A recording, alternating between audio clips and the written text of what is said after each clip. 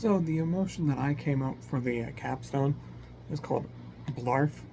It's BLAF or BLAFR,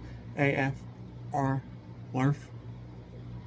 So the emotion that I was doing was essentially the feeling of relief after you get of vomiting.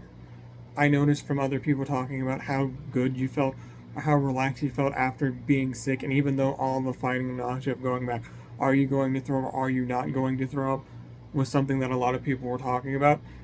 And the more I thought about this emotion, it's less about the emotion itself and the absence of all the other things of being sick.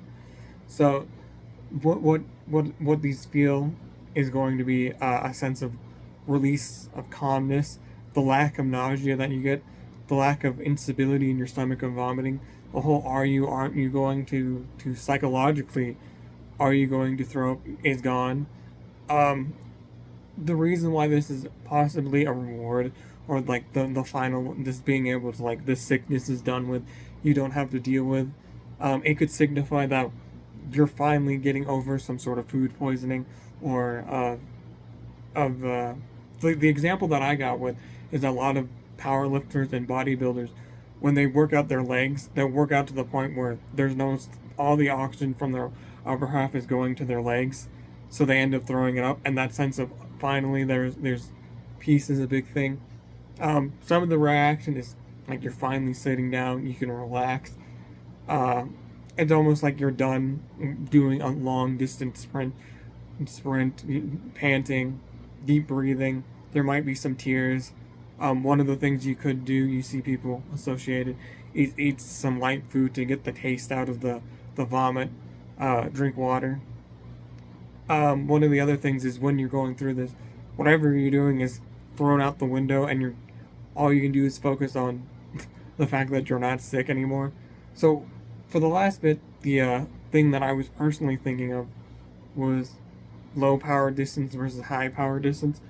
And the thing that I was thinking about was, in China there was a thing about different sports teams and the relationship with how uh, you can't get, depending on where you are as a coach or a player, depends on what emotions you are allowed to express.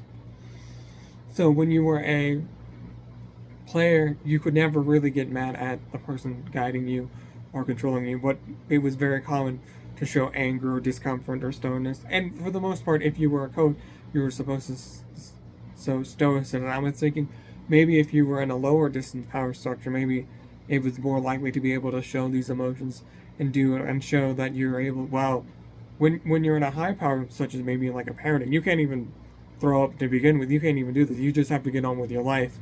And then maybe in a low power distance society, or something more America, that it's more socially acceptable to express your emotions in such a way that these are more commonly, regardless of where you are as a person.